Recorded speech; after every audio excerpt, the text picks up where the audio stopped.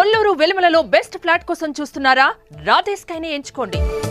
ఈ రోజు హాస్పిటల్లో కూడా ఇంకొక విషయం కూడా ఇక్కడ డాక్టర్స్ ఉన్నారు, కొంతమంది ప్రైవేట్ మెడికల్ కాలేజెస్ కూడా ఉన్నాయి. మీరందరూ కూడా శ్రద్ధ పెట్టాలి. మీరు మీ హాస్పిటల్ మేనేజ్మెంట్ ఎంత ముఖ్యమో సమాజం కూడా అంతే ముఖ్యం. ప్రివెంటివ్ హెల్త్ గురించి మీ అందరి బాధ్యత.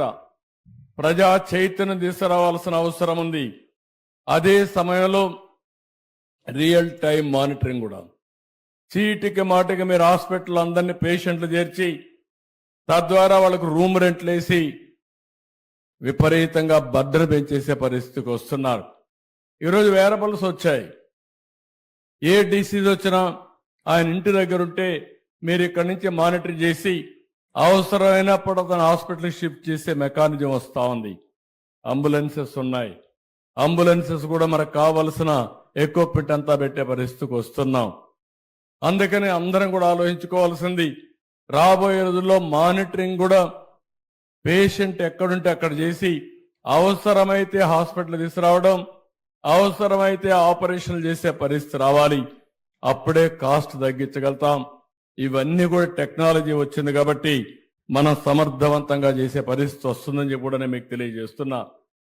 ఎందుకంటే బైఫర్కేషన్ వచ్చిన తర్వాత ఆంధ్రప్రదేశ్లో ఇంకా చాలా హాస్పిటల్కి స్కోప్ ఉంది, కాలేజీలకు కూడా స్కోప్ ఉంది. ఒకప్పుడు నేనే మెడికల్ కాలేజీని ఎక్కువ పెంచాను.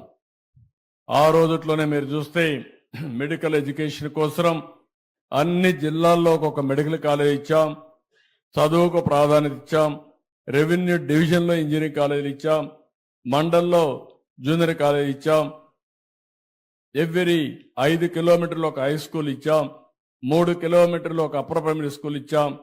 ప్రతి ఒక్క కిలోమీటర్ స్కూల్ పెట్టి విద్యకు ప్రాధాన్యత ఇచ్చాం. ఈరోజు ఒక పక్క మా మంత్రి గారు కూడా చెప్తున్నా, ఎలాంటి విషయాలు చేస్తే ఇంకా ఎఫెక్టివ్గా ఉంటుందో భారతదేశంలో ఉండే మోడల్సే కాకుండా ప్రపంచంలోనే కాస్ట్ ఎఫెక్టివ్ హెల్త్ కేర్ ఉంటే అవన్నీ అధ్యయనం చేసి ఎలాంటి మోడల్ని క్రియేట్ చేయాలి, ఇన్సూరెన్స్ ఎట తీసుకురావాలి, ఇవన్నీ కూడా వర్కౌట్ చేయమంటున్నాం. అందులో ఏదైనా ఐడియాస్ ఇవ్వగలిగితే భాస్కర్ రావు కూడా చెప్తున్న అనుభవంతో ఆయన కూడా మొత్తం ఒక మోడల్ తయారు చేయగలిగితే we will be very happy అని చెప్పి కూడా నేను వారికి తెలియజేస్తున్నాను. మనందరిలో కూడా తెలివితేటలున్నాయి, కానీ ఏ పని చేయాలనో ఆ పని చేయడానికి కావాల్సిన స్కిల్స్ తక్కువ ఉన్నాయి. ఎవ్రీ ఫీల్డ్ మనం గుర్తుపెట్టుకోవాల్సిన అవసరం ఉంది. ఈరోజు భారతదేశాన్ని మీరు ఒకసారి ఆలోచిస్తే ప్రపంచంలోనే ఒక అగ్రదేశంగా తయారయ్యే పరిస్థితి వస్తుంది. నేను అనేక సార్లు చెప్పడం కాదు, కానీ మీరందరూ గుర్తుపెట్టుకోవాల్సిన అవసరం ఉంది. ఎక్కడైతే ఒక సమర్థవంతమైన నాయకుడు ఉంటాడో, ఎక్కడైతే ఒక సుస్థిరమైన పరిపాలన ఉంటుందో అక్కడ అభివృద్ధి ఉంటుంది, అక్కడ సమిక్షేమం ఉంటుంది, అక్కడే భవిష్యత్తు ఉంటుందని చెప్పి కూడా మీకు తెలియజేస్తున్నా. అలాంటి నాయకుడే కేంద్రంలో నరేంద్ర మోడీ అని చెప్పి కూడా మీ అందరికీ విజ్ఞప్తి చేస్తున్నా. ఈ విషయం మీరు గుర్తుపెట్టుకోవాల్సిన అవసరం ఉంది. మనం ఇక్కడుండే నాయకులమే కాదు, ప్రజల్లో కూడా ఒక చైతన్యాన్ని తీసుకురావాల్సిన అవసరం ఉంది. 2004లో కానీ తెలుగుదేశం ప్రభుత్వం మళ్ళీ గెలుసుంటే ఈరోజు ఈ ఆంధ్ర రాష్ట్రం ఎక్కడుండదో ఒక్కసారి బేరీ చేసుకోండి. 2019లో తెలుగుదేశం పార్టీ గెలుసుంటే ఈ విధ్వంసం జరిగి ఉండేదా ఒక్కసారి ఆలోచించుకోండి. ఎంత నష్టం జరిగిందని మనం చూసుకుంటే ఎప్పుడు కూడా ప్రజలు, మీరందరూ కూడా గుర్తుపెట్టుకోవాల్సింది, ఇంటలెక్చువల్స్ కూడా మాకేం పని అనుకుంటారు, కానీ మీ జీవితాలను గవర్న్ చేసేది గుడ్ గవర్నెన్స్. మీరు చేసే కష్టానికి అదనంగా ఆదాయం రావాలన్నా, మెరుగైన జీవన ప్రమాణాలు ఉండాలన్నా ప్రభుత్వం వల్లనే సాధ్యం అని చెప్పి కూడా నేను మీకు తెలియజేస్తున్నా. ఒక్క ఎగ్జాంపుల్ చెప్తున్నాను. బైఫర్కేషన్ యాక్ట్లో ఆల్ ఇండియా మెడికల్ ఇన్స్టిట్యూట్ ఇచ్చారు. నేను రాజధాని మంగళగిరిలో పెట్టాను. మంగళగిరిలో పెడితే ఆ రోజే 300 కోట్ల రూపాయలు విలువ చేసి 183 ఎకరాలు భూమి ఇచ్చాను. డీజీపీ ఆఫీస్ పక్కన బ్యూటిఫుల్ గా కొండలు ఉంటాయి. దేశంలో ఎక్కడ కూడా all India institute of medical science కి ఇంత మంచి సైట్ లేదు. అలాంటి సైట్ ఇచ్చాం.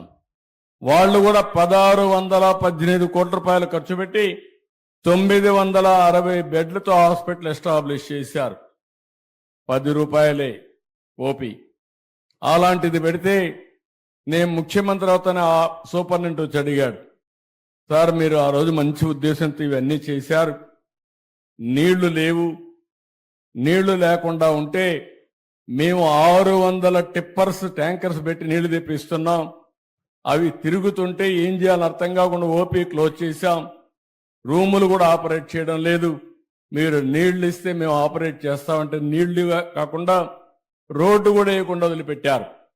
అంటే ఏ విధంగా ఉంటుందంటే కొన్ని లక్షల రూపాయలు పెట్టి మంచి ఆవును కొనుక్కొని పగ్గం లేకుండా ఆవును వదులుకున్నట్టు పెట్టుకోవాల్సిన ఒక ఎగ్జాంపుల్ మాత్రమే ఇది. పక్కన కృష్ణా నది, పక్కనే ప్రకాశం బ్యారేజ్, నీళ్లు ఎప్పుడు పుష్కలంగా ఉంటాయి. పైన నుంచి చూస్తే కింద నీళ్లు కనపడొస్తాయి, కానీ హాస్పిటల్ మాత్రం నీళ్లు లేవు. ఇది గవర్నమెంట్ అని అడుగుతున్న మా మంత్రి గారు ఇప్పుడే మాట్లాడుతున్నాడు. నేను ఏ వ్యక్తిని కూడా విమర్శించడానికి కాదు, ప్రాధాన్యతలు తెలియని వ్యక్తులు పరిపాలన చేస్తే ఏం జరుగుతుందో ఆల్ ఇండియా ఇన్స్టిట్యూట్ ఏదైతుందో మన మంగళగిరి ఒక ఉదాహరణ అని చెప్పి కూడా నేను మీకు తెలియజేస్తున్నా. ఇక్కడికి వచ్చినప్పుడు నేను ఒకే విధానం మీ అందరిని కోరుతున్నా, చదువుకున్న వాళ్ళందరూ ఇక్కడ ఉన్నారు. నేను కూడా రేపు ఉగాదికి P4 అనే ఒక పాలసీ తీసుకొస్తున్నా. ఈ విషయం అందరూ ఆలోచించాల్సిన అవసరం ఉంది. ఈరోజు మనకు ఆర్థిక సంస్కరణలు 1991లో వచ్చాయి. దానివల్ల సంపద పెరగడం మొదలైంది. అందులో అనేక విధాలుగా వచ్చాయి. ఈరోజు PPP మోడల్ అంటే పబ్లిక్ ప్రైవేట్ పార్ట్నర్షిప్. ఒక రోడ్డు, ఒక ఎయిర్పోర్టు, ఒక పోర్టు, లేకపోతే టెలికాం కంపెనీ, ఒక పవర్ జనరేషన్, ఇవన్నీ కూడా అందులోనే వస్తున్నాయి. దీనివల్ల ప్రజలకు బెనిఫిట్ వచ్చింది, కాస్ట్ తగ్గింది. ఎవరైతే ఆ సర్వీసెస్ ప్రొవైడ్ చేస్తారో వాళ్ళందరికీ ఆదాయం పెరిగింది. అందులోనే హాస్పిటల్స్ కూడా వస్తున్నాయి. అదే సమయంలో ఈరోజు చూస్తే ఆర్థిక అసమానతలు పెరిగిపోతున్నాయి. అందులో నేను భాస్కర్ రావు గారిని అందుకే అభినందించాను. నేను ఏదైతే P4 మాట్లాడానో దాంట్లో కొంతవరకు వారు ఒక మంచి పని చేశారు. 20,000 మంది ఉద్యోగస్తులుంటే కిమ్స్ హాస్పిటల్లో మొత్తం 10,000 మందికి వాటాలు ఇచ్చారు. అంటే 10,000 మందికి 12,000 కోట్ల రూపాయలు ఆదాయం పెరిగింది. పెట్టుబడి పెట్టింది 100 కోట్లు. ఈరోజు మీ ఆదాయం 12,000 కోట్లంటే నేను అనుకున్న PPPలో అది కూడా ఒక మార్గం. కానీ అక్కడ చాలా మంది పేదవాళ్ళు ఉన్నారు. పేదవాళ్ళల్లో ఆ రోజు సరిగా జరగకుండా, లేకపోతే నమ్మకం లేకుండా పెట్టుబడి పెట్టలేకపోతున్నారు. ఎవరైతే అందులో పెట్టుబడి పెడుతున్నారో భవిష్యత్తు చూడగలిగిన వాళ్ళే పెడుతున్నారు. వాళ్ళకే లాభాలు వచ్చే పరిస్థితి వస్తూ ఉంది.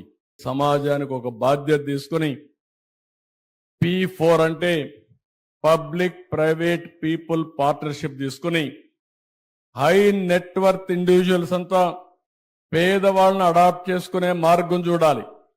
టాప్లో ఉండే 10%, బాటంలో ఉండే 20% అడాప్ట్ చేసుకుని సమాజం మనకి స్థాయి ఇచ్చింది. ఈ స్థాయికి మనం రాగలిగాం. కనీసం మన జీవితంలో మన బాధ్యతగా తీసుకుని నేను ఒకప్పుడు జన్మభూమి పెట్టాను, ఇప్పుడు P4 అంటున్నాను.